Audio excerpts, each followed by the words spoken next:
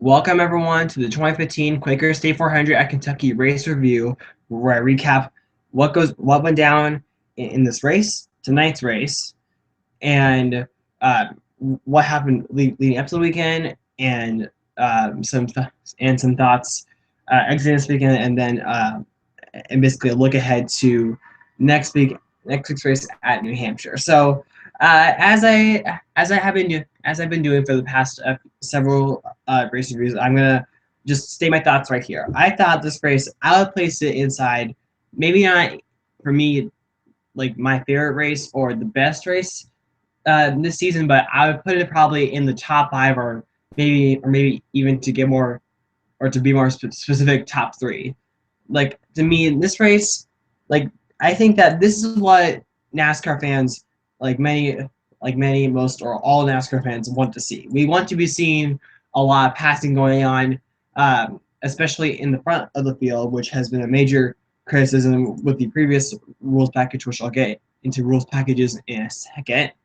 But leading up to Kentucky, there's been a lot of talk about, and sort of a lot of criticism about how there is a lot of passing going on, but the thing is, it's all in the rear of the field. We want to see more passing in the front of the field, and I think many fans have been saying that for years. And so basically, with this new rules package, it was aimed to do that.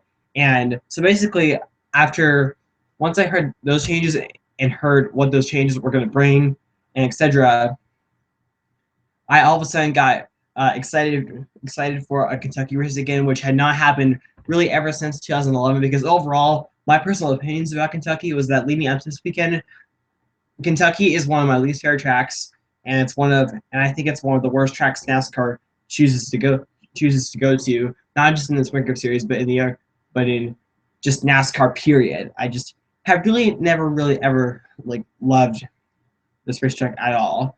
But to me, after this race, I now it's not gonna this track is not going to immediately just go to the top of my favorite racetracks, but I definitely now like this track more than I probably have ever had um, in my life as a NASCAR fan. So, so I'll just say that, and I feel like that after this race, to me, this is the direction that I think NASCAR needs to go, or or maybe I think it needs to go there, and I think that it should go there, because I think that overall the racing that we saw tonight was pretty incredible. It was even more than I expected. Like they said, well, okay, there's going to be a lot more passing. The drivers are going to get loose. The cars are going to be more ill handling. It's going to be easier. It's going to be easier with the aerodynamics to close in on a driver and possibly pass them. And while we did see that, my expectations were actually I had set my expectations pretty high, which I normally do not do that for races, but I would probably do it more often for races that have new rules packages, especially in this situation of where it's in the middle of the season. And to me, this race actually took it above and beyond of what my expectations were. So I was surprised by that. And then a couple hours later, when I found out about the passes, there were not okay. Now the stats I'm about to show you, which you'll find them in the description. 2,665 passes throughout the whole field, not just the leader, but throughout the whole entire field, which is up from 1,147, and that was actually the previous record. So more than half. And then 13 lead changes between 8 drivers. And before this weekend, I think the average amount of lead changes was around 10. And even though there was a lot of talk about how there was not about how there still was not a pass within the last 10 laps, the fact that we had that big of an increase makes me super excited that NASCAR made this decision. So I just have to applaud NASCAR to doing this, and I hope that you continue to go into this direction. And I think that I feel like that if you do continue to go into this direction, it's really going to, I think, make NASCAR or help NASCAR return to the level that it once was in the late 90s and early 2000s. So overall, that's my thoughts on the race. When it comes to my thoughts on uh, other, but when it comes to other than like the whole like lead changes, things, etc. As far as when I look at the finishing order, this weekend actually ended up going a little differently than what I expected, because I think I talked a little bit last week about how the 4 previous races at Kentucky, it's been mainly Joe Gibbs versus Penske, with Kyle Busch winning the inaugural race back in 2011, and then the next 3 winners being Keselowski, Kenseth, and then Keselowski. I really did not expect that it would be that once again, mainly because of the performance of that both teams have been running at so far this season, which really has not been anywhere near the level of like Rick Hendrick and Stuart Haas. Those are the two teams that I think many people this season expect to be really well at these types of racetracks. And even though they were still up front for the most part, they weren't as good as Penske and Joe Gibbs. And with this race being the last mile and a half until the chase, which the chase has 5 mile and a half racetracks: Chicagoland, Kansas, Charlotte, Texas, and Homestead. They really put both of those teams and the drivers have really placed themselves in a good position to sort of say, hey, we're still here. We are still very good at these types of racetracks, and you're going to have to watch out for us when the chase begins.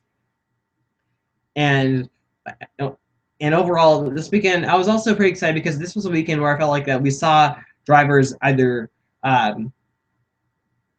race better than they have ever before, drivers that have performed better than what they've done most races and are capable of, and just drivers that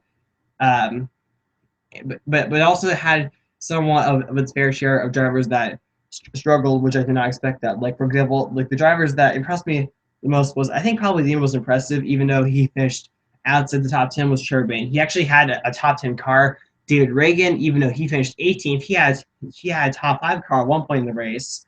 And so maybe this new rules package really suits them. And drivers that kind of surprised me a little bit were Dale Earnhardt Jr., who actually he was talking a little bit about how they weren't, because of the uncertainness, they ended up on the bad side of it.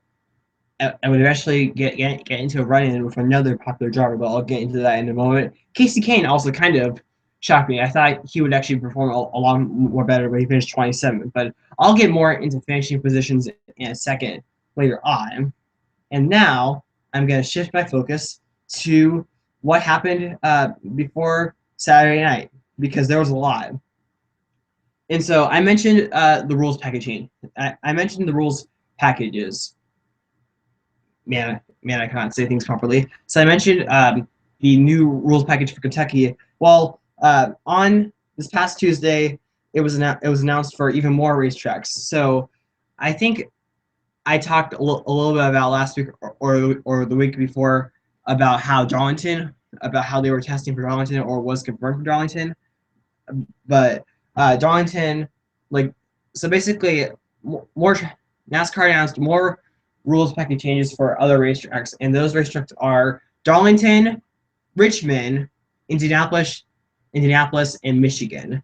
And the thing is, it's not just the same lower downforce package. It's actually different ones for different racetracks. So, for example, Darlington is going to have almost the exact same rules package as Kentucky, and the Indianapolis and Michigan are actually going to use a higher drag package. And some of the changes for those 2 racetracks are a 9-inch spoiler and a 1-inch wicker bill, which for those who don't know or don't remember, wicker bills were used in NASCAR, I think, in the early 2000s, and they were only used for a couple races and then removed due to safety concerns at the time.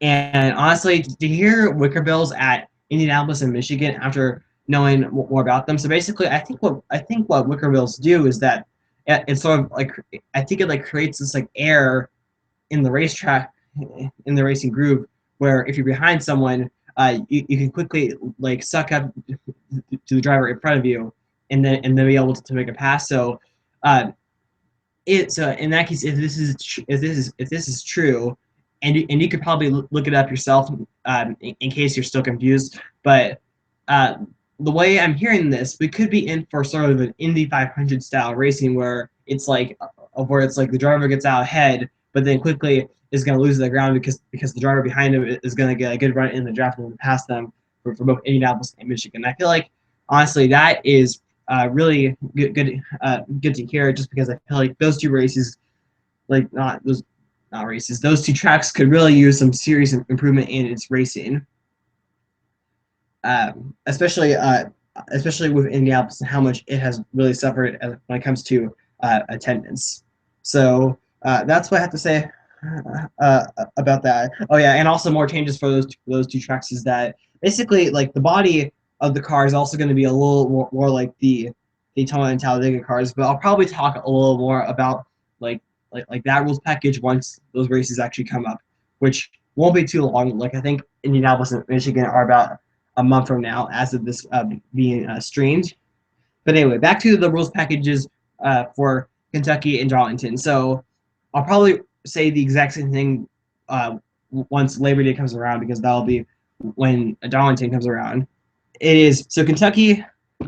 Some of the changes are a 3.5-inch spoiler, which is which the previous package it used a 6-inch rear spoiler, a radiator pan that is 25 inches from 38, and a splitter that is now a quarter of an inch from 2 inches, and about 1,000 pounds of downforce will be removed. And braking is going to be used more, and also less throttle, which there's been a lot of talk about, which before Kentucky there was a lot of talk this season about how you really we're not using as much brake and using more throttle than the past several years. And some drivers talked about it being maybe a little bit of a safety concern as well, but I don't know if that is exactly true. And so with less downforce, it makes the cars harder to handle. And I think that if you're watching the race, you really saw a lot of slipping and sliding, more so than what we've seen normally at Kentucky, but just overall this season. And I think that was actually the cause for a couple of our crashes today at Kentucky, which cautions were actually this race had a new record for cautions at I think it was 11 cautions, and the previous record was 10. But last season's race there was only 4 cautions. So yeah, so I think that the package did have a effect on that. And leading up to this race, there were a lot of drivers saying I don't recall reading or watching an interview saying a driver saying or reading. I'm sorry, I'll say that again. I do not recall at all throughout the entire weekend a driver saying that he or she hated this rules package. I think for the most part, all the drivers loved the rules package even before the race. So, and I think that a lot of these changes were in response to the fact about how with the rules package changes that was announced before this season, saying that I think that it was mainly it was both a combination of both the drivers and the fans sort of saying we want rules changes. This package really is not that great. The rules package that they were using before Kentucky, and when we look at these changes have been down, and I think that along with the continuing of attendance at many places falling along with television ratings, obviously NASCAR had and decided to make a change in response to that and saying we're going to give you better racing. We want the best experience and we want to put on the best show for our fans. And I think that after today they did that, and so they accomplished that. And like I said, I hope that they continue to move forward with this. But anyway, other than I mentioned Richmond as another track. Richmond, it's not no aero package was announced, but a new tire was announced, and I think that to me The past two races at Richmond, I think the tire that they used has not exactly produced the racing at Richmond that I feel like that I think many fans expect from Richmond. So I think that change was in a response to that, in my opinion. And then of course, for every track that announced a new rules package, uh, there's going to be additional test sessions and in case the rules packages in the future cannot be used, they're actually going to have the 2014 rules package. So not the previous rules package. It's actually last year's rules package from 2014 that they'll use, which I find to be pretty interesting. But I guess it makes sense because many fans would say that last year's rules package was better than this year's rules package. So interesting. But anyway, now it's time to talk about something else, and that is the what went on last week at Daytona. Because honestly, I think like after last week's race at Daytona, those next few days was probably some of the biggest publicity that NASCAR has ever gotten, and it was mainly what happened on the final lap coming to the start finish line, where Austin Dillon's car got upside down and went into the catch fence. Um, and it was really, to me, a crash that, even though we've seen cars get into the catch fence, a crash that I really have never really ever seen, like in my life, when you look at the replay compared to other replays. And the thing is, actually, the video that was published by NASCAR on YouTube was actually on the YouTube homepage for more than a full day. So, and normally NASCAR videos are never ever on the homepage or even get like millions and millions of views.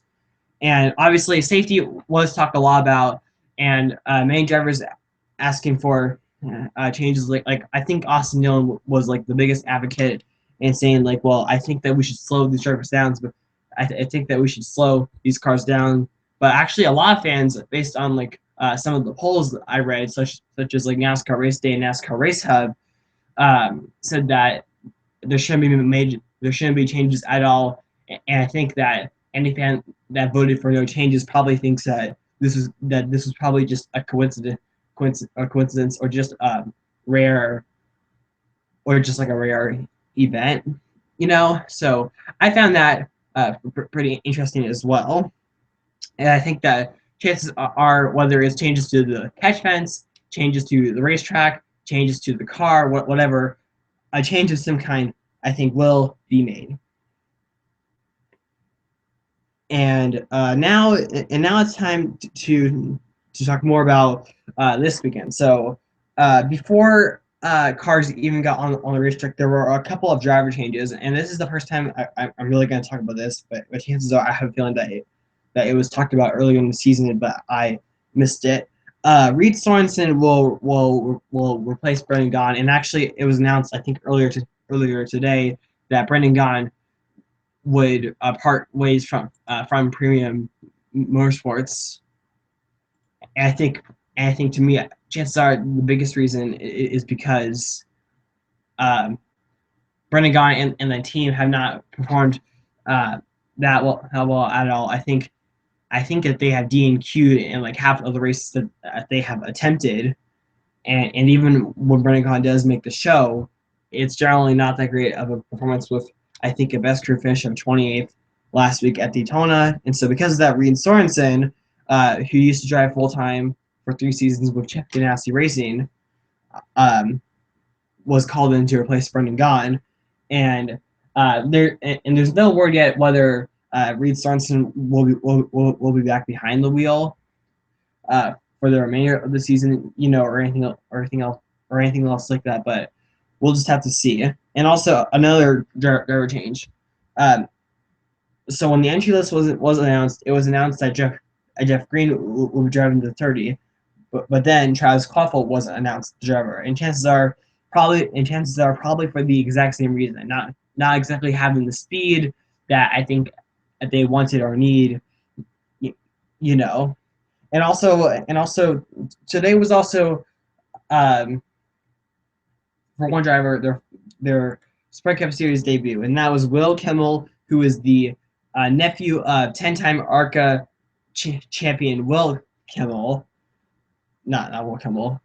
Nephew of 10-time ARCA champion Frank Kimmel. My bad.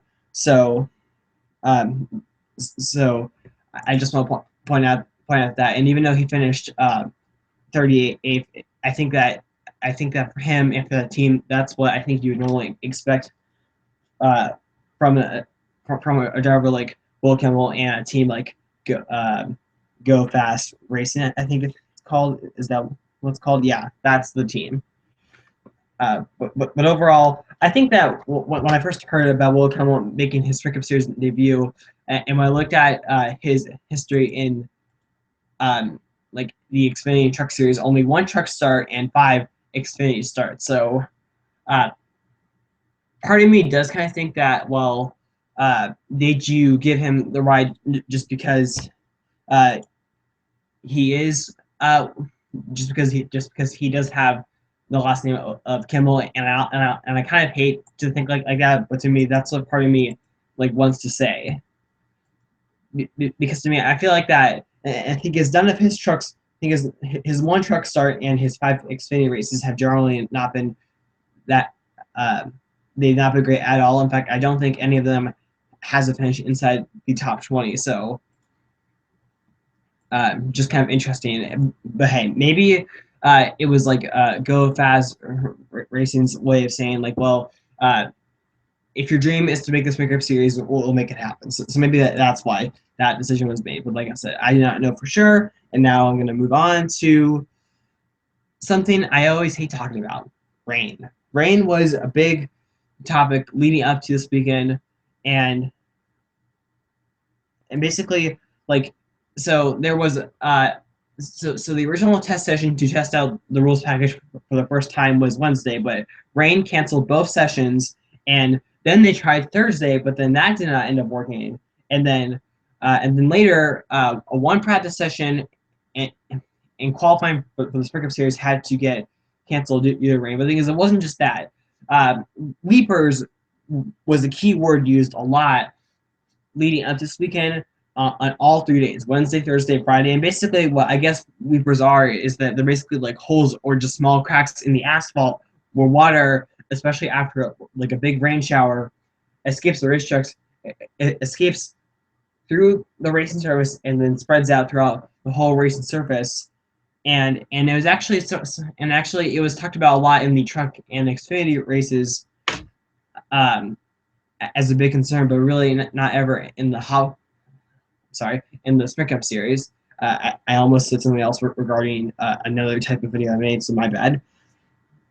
But I feel like that honestly, when I heard about like the weepers and hearing about what weepers are, I think that weepers are another reason why I think this track should be repaid. Because to me, what it sounds like is that maybe because the surface is so old and worn out, etc., that the surface cannot hold any water. And so to me, if that is the case, I don't think it should continue. And looking at the history of Kentucky State and precipitation, it looks like that it rains there pretty often. And so with how often it rains, I think that maybe it's time to do something to fix those before the fall Xfinity race or next season's event. And one of those choices might have to be to repave the racetrack, which I honestly have been talking over and over every time we come to Kentucky, saying like, repave Kentucky, and I've been saying this really ever since 2012. So that's what I have to say about that. And I mentioned qualifying being canceled of rain, and this was kind of a big topic when it comes to Ryan Blaney and Michael McDowell. Travis Kvapil also missed the field, and basically the rules are is that if qualifying gets rained out and there are drivers that have to race their way in, or drivers that would be on the do not make it list. Basically, if you make less race attempts than the other go homers, and qualifying does get canceled, you will be out of the show regardless of how fast you were in actual practice. Because the thing is, like, The way it works is that qualifying gets canceled.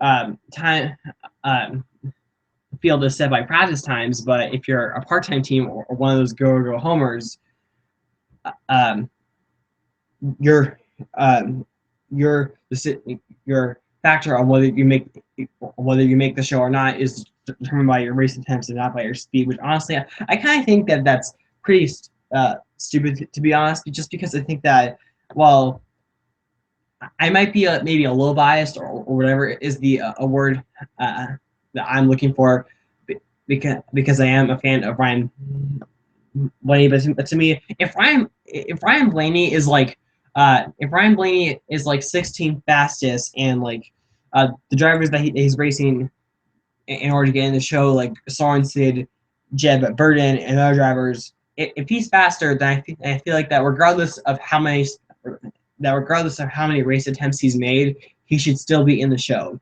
Because I feel like that if you're going to base it off practice, why not actually base it off practice? And basically any team that doesn't make it, they get sent home. And so in that case, they work on having a faster car. So that's really all I have to say about that. And Ryan, and basically the Wood brothers and Levine family racing did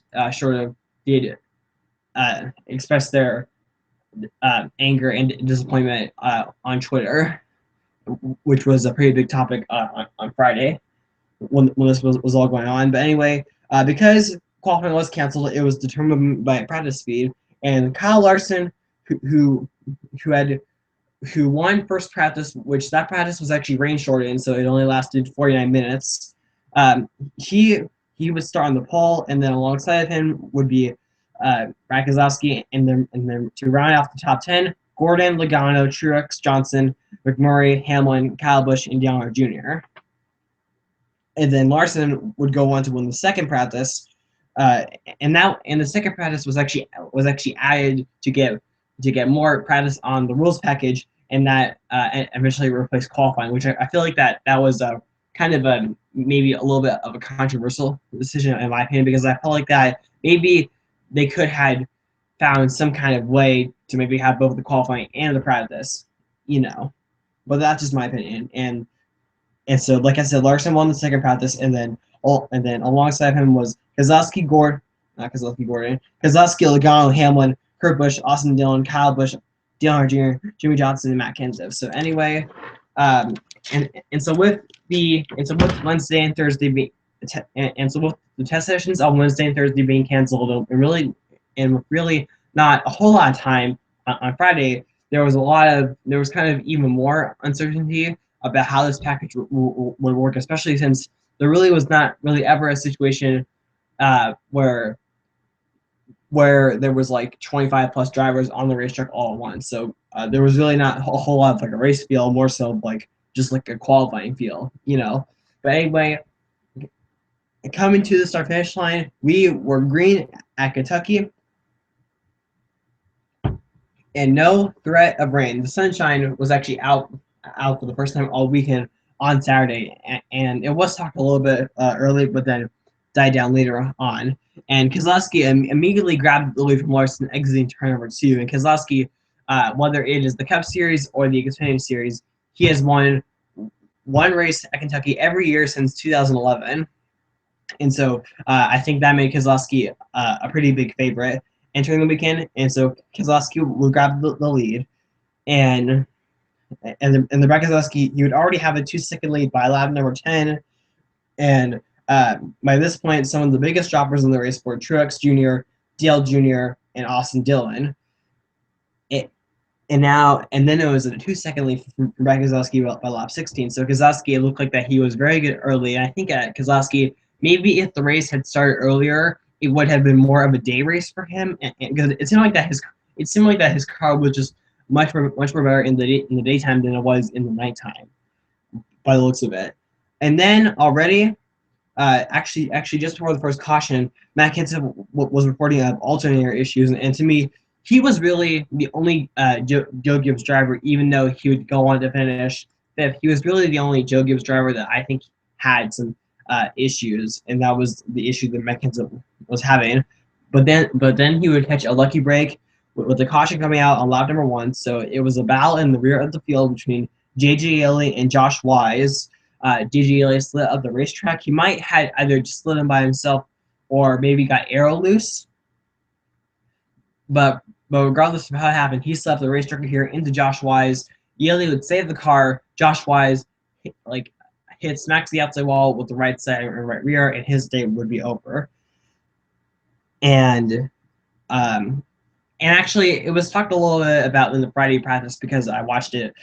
I watched parts of that, but as you might hear car noises in the background, I don't know what's going on my street. But anyway, so there was a little bit talk about how when drivers are side by side, maybe their cars will get more loose because of the new rules package. And like I said, there wasn't really like a race type of situation going on in practice. So that's what I meant by uncertainty. But then we had a restart on lap 24, and then Logano and Kyle Busch all of a sudden got themselves into second and third place, and that's where. And to me, that was really like the first time in the race where we saw those two drivers like establish themselves as drivers that you should keep your eye on. And then Kyle Busch got second away for Joey Logano on lap 25. And then lap 26 was one of the first situations where a driver got aero loose, and chances are it probably was because of the new rules package. A battle for fourth place between Jeff Gordon and Kyle Larson. Gordon, he doesn't touch Larson, but the thing is he gets on his left rear and it causes Larson to go around. Now, I think that no matter what package you bring, that's always going to happen. But we saw it. The thing is, we saw it quite a bit, and maybe just a little more often than what we've seen so far all season. So I think that's important to mention out. And then we had caution number 2, and this was the competition caution because they wanted to check the tires. Because in case you did not know, the tires were a big concern when it came to this new rules package, just because like the tire, it had been tested for Darlington but not for Kentucky, and it wasn't the same tire that they used for Darlington. So, but tires, I don't think that tires were really much of like an issue really like all day long. So at the end of the day, there wasn't really actually that much to worry about at all.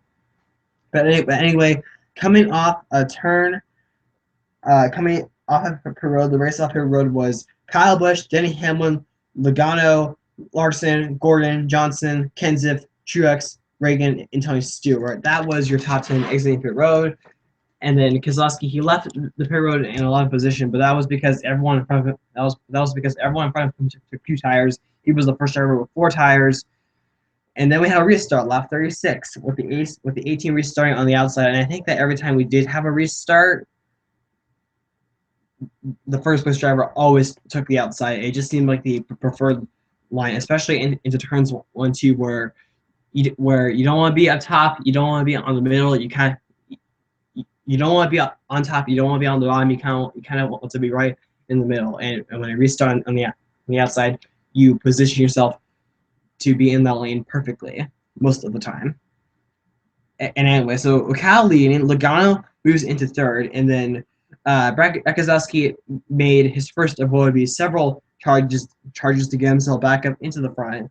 And then by lap 46, Keselowski was in the top 5, and then Keselowski would get himself into third place, and Kyle Busch, he would be able to maintain and slightly extend his lead from Logano as this was all happening.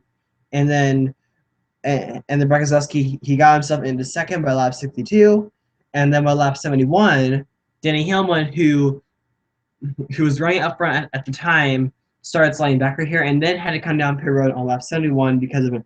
And it was an unscheduled pit stop for what he thinks was a flat tire, and then things would go bad to worse when 2 laps later he would have to come back down pit road because of a speeding violation, too fast entering the pit road, but he would eventually recover. And then by lap 73, Keselowski was just under a second behind Kyle Busch, and it looked like that he was actually going to get the lead. And then green flag pit stops were also expected shortly after that, but then the leaders caught a breaker here when the third caution came out, and it was for debris coming off of turn number 4. And actually, I think that there were actually a couple of debris cautions, but the thing is, they never showed just the debris on camera. Now, I'm not saying here that NASCAR threw phantom debris cautions or Mr. Debris cautions, because the thing is, I never ever believed that in the first place. I just found it kind of strange that they really never showed us what the debris was or where it actually was on the racetrack.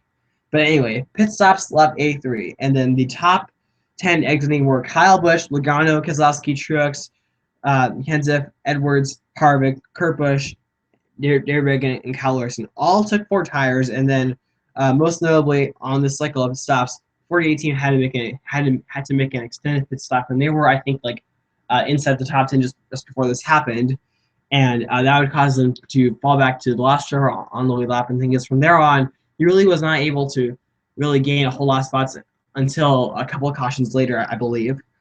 But anyway, restart lap 87, and then Keselowski got himself into the second position, and then and then by lap 93, side by side for first place. So this was pretty much what I would say the first side by side battle that we would see all day long, and it was between Keselowski and Kyle Busch. And then Keselowski led by lap 93. Kyle Busch got back on 94, and then Keselowski got the lead back on lap 95. And this wouldn't be the first, and this wouldn't be the last time that we would see this. We would see this again later on in the race. And then on lap number 99, caution number 4, Kurt Busch spins on the front stretch, and he was in the 10th position. And I think really what has happened was that he spun it all by himself, no contact whatsoever, and he didn't really get aero boost from having a driver right next to him. And I feel like a lot of that was mainly because of the rules package. I have a feeling that if we were using last year's rules package or the rules package we've been using for every other race this season, maybe that would not have happened. And then we had some pit stops on lap 100, and this was, I think, the first of, I think, a couple of pit stops where some drivers stayed out, others came down to the road, and there were some drivers that stayed out on this cycle of stops. Keselowski, Busch, Logano, Truex, Kenseth, Edwards, and Dale Earnhardt Jr. And then the top 10 exiting pit road were Harvick, Gordon, Reagan, Larson, Eric Almirola, Casey Kane, Ryan Newman, Austin Dillon, McMurray, and Clint Bowyer. And so then we had a restart, lap 105, and then Cameron Harvick. This was pretty much, I would say, the first time that we saw Cameron Harvick up front for the first time, as he went into 5th place by lap 106, and then by lap 108, we saw some tire smoke from Cole Wood, who was 34th, one lap down, but they never really showed what happened. So I guess he was all fine. And then Keselowski had pulled away and got over a second lead by lap 111. And the Dale Earnhardt Jr. Just 10 laps after the restart went from 7th to 25th, last driver on the lead lap. And then Danny Hamlin, by lap 121, had put himself in the free pass position, and then he would catch a lucky break on lap 123 when the 5th caution came out. Yaley got loose and hit the wall in turn number 4. Pit stops, lap 124, and the race up here was Kyle Busch, Truex, Edwards, Reagan, Larson, Kurt Busch, Clint Bowyer, Austin Dillon, McMurray, and Brad Keselowski. And Keselowski was in 10th, not because of him taking 4 tires and everyone else in front of him taking 2 tires. It was because when the jack man dropped the jack, that is Keselowski's signal to go. And the thing is, when he started going, one of his tire men, I think, got hit by Keselowski, but Keselowski stopped just in time. And actually, the tire would actually roll out of the thing is, the tire would roll out of the pit box, but Keselowski was not penalized because the thing is, it wasn't because the crew member forgot the tire. It was because Keselowski hit the crew member by accident, and that's what caused the crew member to lose the tire. But I felt like, to me, that really hurt Keselowski for the most part, and he really was not. And I think I don't think he actually ever got. I don't think he ever got the lead back. He didn't, actually, now that I remember. And the first 2 drivers that took 4 tires were Harvick and Logano, so 11th and 12th. And then restart lap 129, and then Martin Truex Jr. got to his high point in the race, which was second place, right behind Kyle Busch. And then Kurt Busch, who wasn't that long ago spun, all of a sudden was in fifth position, and the Dave Reagan was in third, and then Carl Edwards moved into third by lap 135. And this was really the first time that I can remember seeing Carl Edwards as a driver that, okay, Carl Edwards, he is really having a good race. And then 1 lap later, caution number 6 when Dale Earnhardt Jr. hits the wall. Now, and he said that he had no brakes. Now, what was interesting was that after this caution, it talked about how maybe the 88 team accidentally came unprepared because the thing is they did not have the fans were not turned on when the race started, so because of that it caused the brakes to overheat, and maybe that's what caused him to lose the brakes. But overall, things would eventually go from bad to worse later on, and I'll get to that in just a moment. Lap 137, some drivers towards the back make pit stops, and then by lap 141, restart. And then Carl Edwards tries to pass Martin Truex Jr. for second place, and then does so. And then by lap 143, Kyle Busch is still our leader. And then a couple of seconds later, our 7th caution is out. And it started when I think it was first McMurray and Tony Stewart making contact coming off turn 4 and a flat spot on Stewart's tires. And he was a slower car. And then Ricky Stenhouse and Jeff Burton were trying to avoid him, make contact, entering turn number 1. Jeff Burton backs it into the outside wall. Tony Stewart, who wasn't exactly trying to avoid the crash, he was just trying to get slowed down just in time, hits the outside wall. And then Jeff Burton's teammate, Matt DiBenedetto, was trying to avoid the spinning 14 car and actually hits the outside wall too. So not a good day for Burger King racing that one downhill very fast. If Tony Stewart, his struggling season continues, and then by lap 145, there weren't a whole lot of takers on pit road, but most notably Jimmy Johnson, Jeff Gordon, who were outside the top 10, really not gaining any ground whatsoever, made pit stops, and then making those pit stops really would pay off later on. They would get much better finishes or just have much better cars, and then restart lap 147 as now. And now we are starting to see more and more 3 wide, especially entering turns 1 and 2. And I think in some ways it reminds me a lot about like Odd Club in Michigan. And then with lap 149, for the first time we are seeing someone challenge Kyle Busch, and the thing is it was his teammate Carl Edwards. And when I saw that, I was like, man, Carl Edwards has a really good car. This is the best race I've seen Carl Edwards had in quite some time. Maybe over a year. And Brad Keselowski, he was closing on the top 2, but then another caution would come out on lap 152, and it was for debris in turn number 4, pit stops lap 153, and then we had a restart lap 157, and the top 14 stayed out, with Truex being the first driver to make a pit stop, but that really did not pay off, I don't think, at all.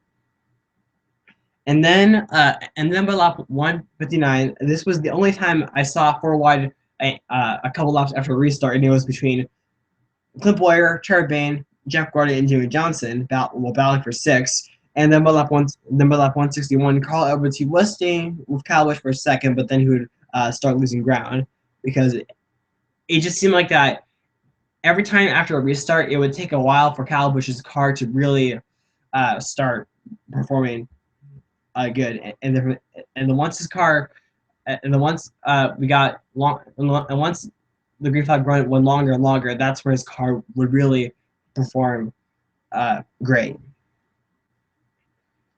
And then there were a couple of surprises around this time as well, and one of those surprises was Trevor Bayne, which I mentioned earlier, talking about how I think that it wasn't just Bayne, but it was just like the entire Roush organization. Like, they weren't like super great, but the thing is, they were definitely better than where they've been all season long. And it wasn't just one driver; it was all 3 drivers: Bayne, Stenhouse, and Greg Biffle.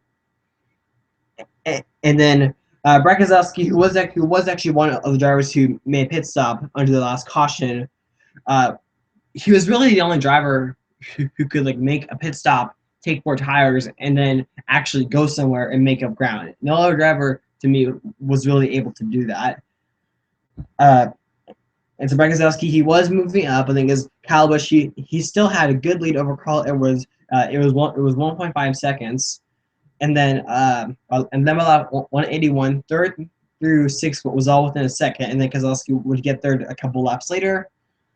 And then by that point, there was talk about how, well, if we stay under green for the next 20 laps, we'll see drivers that stayed out of the last caution have to make pit stops, but then they would all catch their lucky break when the ninth caution came out on lap 186. Debris in turn number 2, pit stops lap 188, and then the race off pit road was Kyle Busch, Danny Hamlin, Kevin Harvick, Joey Logano, Carl Edwards, Jimmy Johnson, Matt Kenseth, Sherry Bain, Jeff Gordon, and Kurt Busch.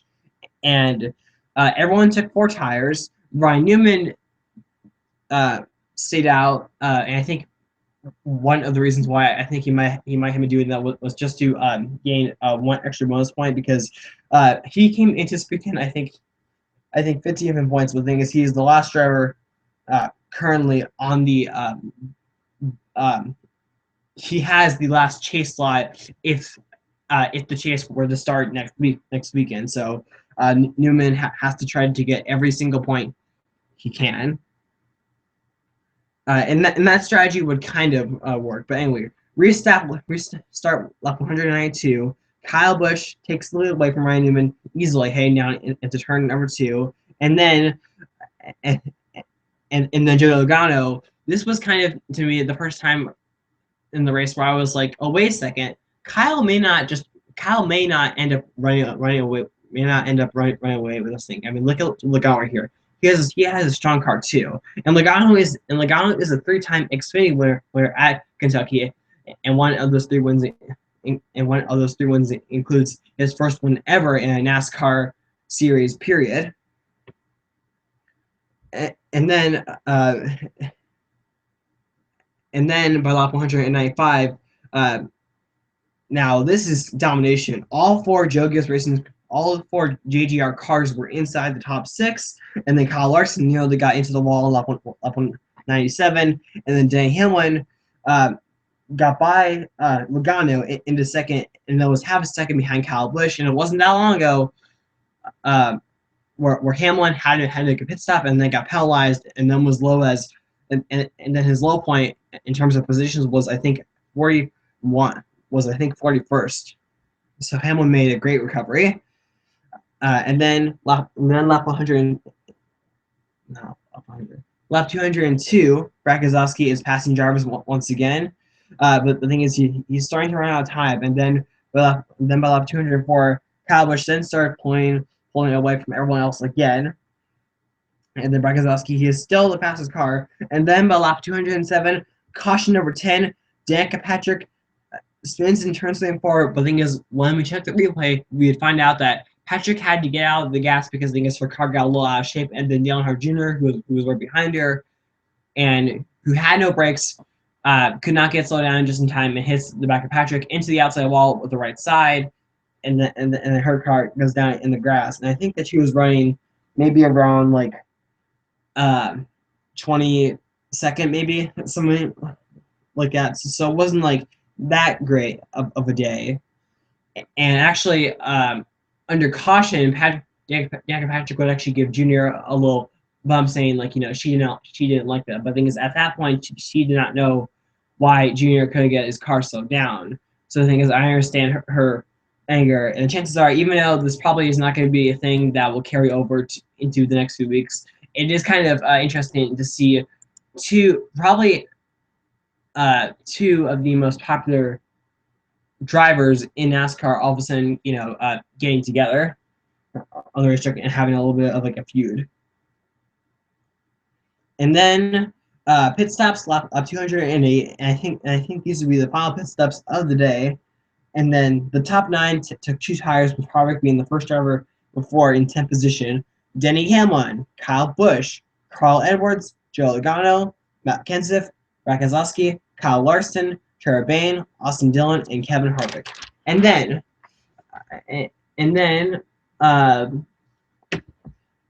by lap 213, we got the restart again with Denny Hamlin choosing the outside, and then Hamlin, Kyle Busch, and Edwards would pull away from the rest of the pack right here. And then coming off of turn number 4, Hamlin goes a little high, but so does Kyle Busch, and that allows Carl Edwards to go to the inside, both of them. Carl Edwards comes across the start finish line as the leader, and then he tries to go into turn 1 really deep. But the thing is, it does not work out. It does not work out because his car slides up and actually almost ends up taking out his 2 teammates, but didn't. And at this point, this is where. And at this point, this is where I was pretty much like, as I was writing down these notes, just kind of like on like the edge of my seat, because the thing is, it really was some of the most wild, best racing I have seen in like years. Not just this season, but just like years. And then Day Hamlin would be able to hold on to the lead. And then Logano actually took second away from Kyle Busch. And then by lap 216, things started going really bad for Kyle Larson as his tires were smoking. And then it came down the road. But then a couple more laps later, apparently they did not fix all the damage because Larson, who was still smoking, slides up into turn 1, 2, hits the wall, and then that brings out the 11 caution. And now caution would make this Kentucky race the Kentucky race with the most cautions. And then by lap 221, some drivers decided to make pit stops. But the thing is, the top 15 all stay out. Hamlin, Logano, Kyle Busch, Carl Edwards, Mike Gazowski, Matt Kenseth, Jeff Gordon, Kevin Harvick, Gerard Bain, Jimmy Johnson, Kurt Busch, Martin Truex Jr., James Murray, and AJ Allmendinger all stayed out. And I think at this point, I think Gillen and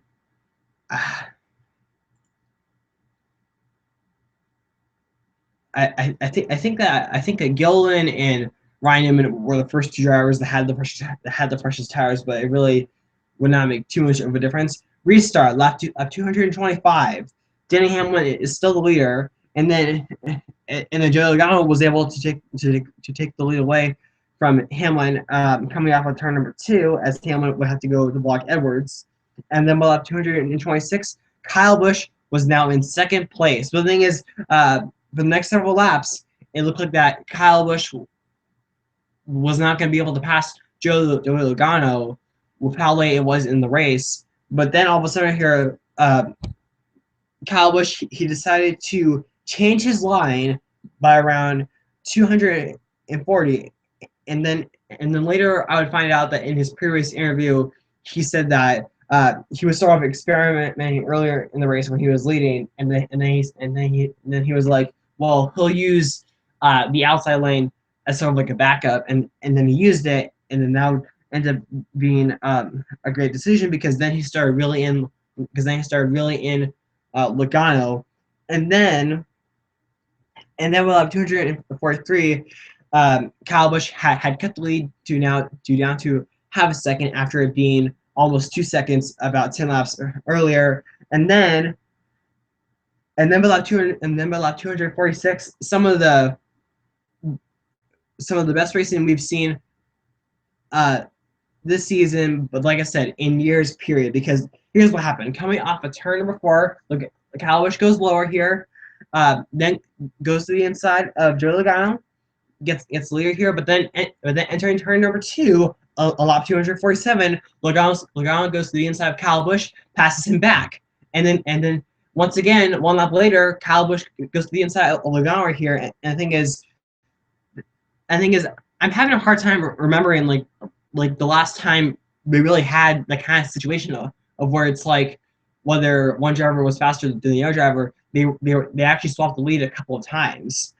And to me, this racing was, it really like excited me more than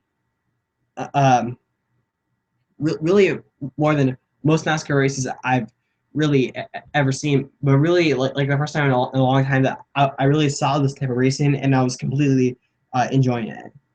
But then by lap 149, Kyle Busch was able to clear Logano for good, be a leader, and then he would just be able to pull away. And by this point right here, as far as passing, it really started to die down during this green flag run, but there still was quite a bit of it. Like for example, Keselowski, he did get himself um, up to sixth place, but the thing is, he really just ran out of time. But by this point, I then realized that Keselowski actually really never ever had the best car, and his pit crew was not uh, at their best as well. So coming off a turn, number two, Kyle Busch with a 2 second lead over Logano comes out of turn number four and wins at Kentucky. This is his second career win at this racetrack, 31st career Sprint Cup Series win, and first win with a new Sprint Cup Series package in 2015. And all four Joe Gibbs Racing drivers finished inside the top five. The last time that an organization had all other drivers finishing inside the top five, you have to go all the way back to the 2008 August Michigan race, where all four Roush drivers finished inside the top five. And then Kyle Busch, he also made another big gain in the points towards him getting inside the top 30. I think entering that weekend, he was 130 points out of 30th. Now it is just down to 87. And based on this performance at Kentucky, it really seems like that Kyle Busch is not going to be sort of like laying back, like not giving his all. No, he's going to give it his all and try to go for every single point, even if the position that he's currently in is just as fine. So, and at this rate, if Kyle Busch can continue to perform at this kind of level, which I still feel like is going to be hard to do, just because Kyle Busch, he's not good. He's not good at every racetrack, unlike some other drivers. He doesn't have the easiest time adapting to certain racetracks, and he can be a very up and down driver.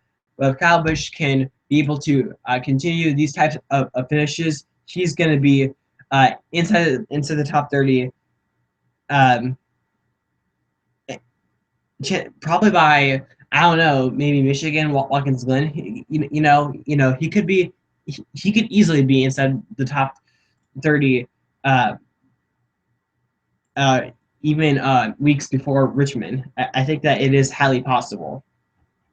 But anyway, that is the Kentucky race, and now I'm going to go through the finishing order. So from first to 43rd, Kyle Busch, Logano, Hamlin, Edwards, Kenseth, Keselowski, Gordon, Harvick, Jimmy Johnson, Kurt Busch, Stenhouse Jr., Almirola, Trevor Bayne, Rick Murray, Paul Menard, Greg Biffle, Mark Jr., David Ragan, Cliff Boyer, Ryan Newman, Dale Earnhardt Jr., Sam Morris Jr., Casey Mears, Justin Allgaier, Austin Dillon, AJ Allmendinger, Casey Kane, Landon Castle, David Gillen, Michael Annett, Alex Bowman, Brett Moffitt, Tony Stewart, Danica Patrick, Kyle Larson, Reed Sorensen, Cole Witt, Will Kimmel, J.J. Ely, Alex Kennedy, Jeb Burton, Matt DiBenedetto, and Josh Wise. That was first.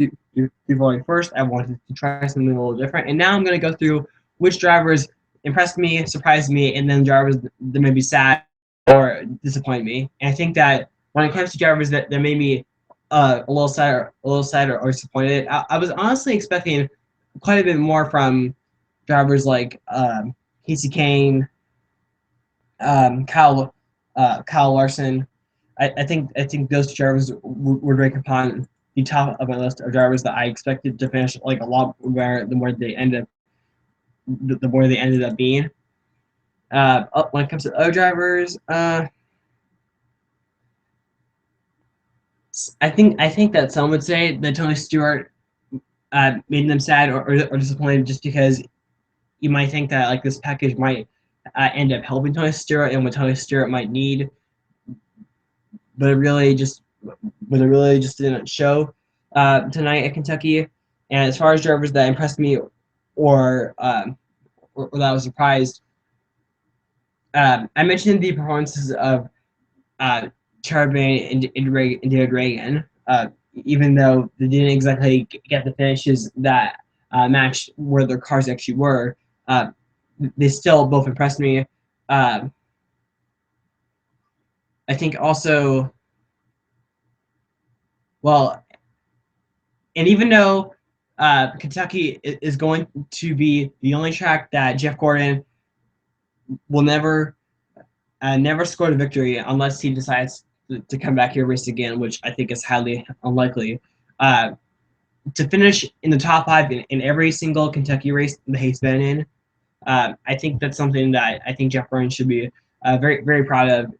I think that I think the May fans like myself would have liked to see him win at Kentucky, and I think to me Jeff Gordon actually had a better night tonight at Kentucky than what he's had throughout most of the season, especially at non-restrictor plate type racetracks. So, and actually, this actually his 7th place finish and then his I think 6th place finish at Daytona last week has actually allowed him to now have a full race cushion between him and the last driver, um, between him and Eric Almirola, who is the first driver looking to get inside the top 16 points. So I think that whether he wins or not, I think Jeff Gordon is still probably going to make it in on points. As far as other drivers, I don't really know. I mean, I was actually surprised to find out at first. I was surprised at first to find out that Ricky Stenhouse Jr., who for the most part was really like a 20th place, who for the most part was like a 25th place car, will be long to finish 11th. I think that's a good finish for him. But like I said, a good performance overall for Roush. And maybe when they use this new rules package at Darlington, it could also result in a good finish. But anyway, that's pretty much Kentucky. And now I'm going to shift my focus, and this will be the last thing I will talk about today. New Hampshire Motor Speedway. New Hampshire, I remember entering last week's fall race and just sort of not liking New Hampshire at all. But after watching last year's fall race, I really got excited for New Hampshire, and I'm actually pretty interested to see if New Hampshire might be one of the best chances for a driver, especially a new face, to get themselves into victory lane and then punch their ticket into the chase, because the last 13 New Hampshire races dating back to September of 2009, they've all been won by different drivers. And those 13 drivers are Mark Barden, Joey Johnson, Cliff Boyer, Ryan Newman, Tony Stewart, Casey Kane, Danny Hamlin, Brian Vickers, Matt Kenseth, Brad Keselowski, and Joe Logano. And so in that case, whether it is their car is just good, luck, strategy, whatever you want to call it, there does seem to be a new face in victory lane. But I have a feeling that streak will come to an end. But to me, when I look at the average finish list, even though I don't count drivers, even though I don't count rookies, Kyle Larson in both of his races, 2 top 5 finishes. So I think that he is a pretty good pick. But I have a feeling that this could be a week where I think maybe the Gibbs driver of Danny Hamlin, who has won at New Hampshire twice, a 10.5 average finish. I think that he is probably he's probably a good pick. And I think that Brad Keselowski, who won at New Hampshire a season ago in July, he's probably also a good favorite. So to me, those are the 2 drivers that I am probably going to look out for the most. And anyway, this race review I think has now gone over an hour, and I know that there's probably going to be something that I'm going to look back on and say darn it, why didn't I include this? I hope you enjoyed this long race review, and I have a feeling that these race reviews are going to be about this long with how much I now decide to write down in my notes. Thank you all for watching. Be sure to rate, comment, subscribe, and bye.